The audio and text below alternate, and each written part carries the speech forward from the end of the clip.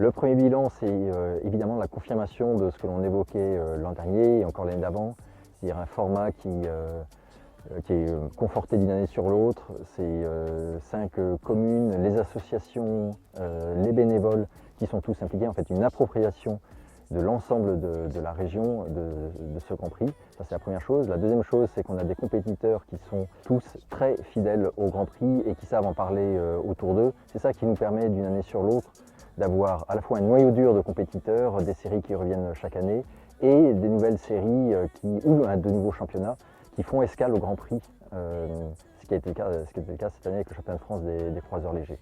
Et puis, autre point particulier de ce Grand Prix, après un Grand Prix marqué par du petit temps, après un Grand Prix marqué par beaucoup de coups de soleil, on a eu un Grand Prix particulièrement vanté, certains diront presque trop vanté, trop humide, mais on voit que les Grands Prix de l'École navale à chaque fois couronnent les marins. Les marins et ceux qui ne sont pas couronnés ont de toute façon énormément appris.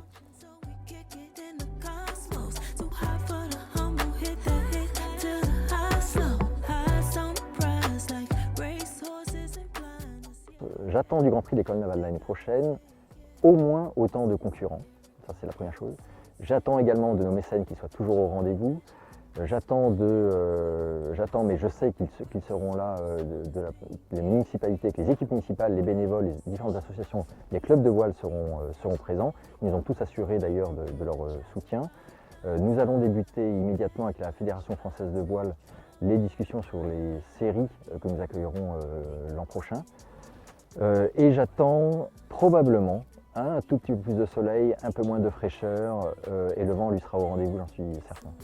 Trip out the universe, it's sweeter than cinnamon. Rehearse and repeat my verses 10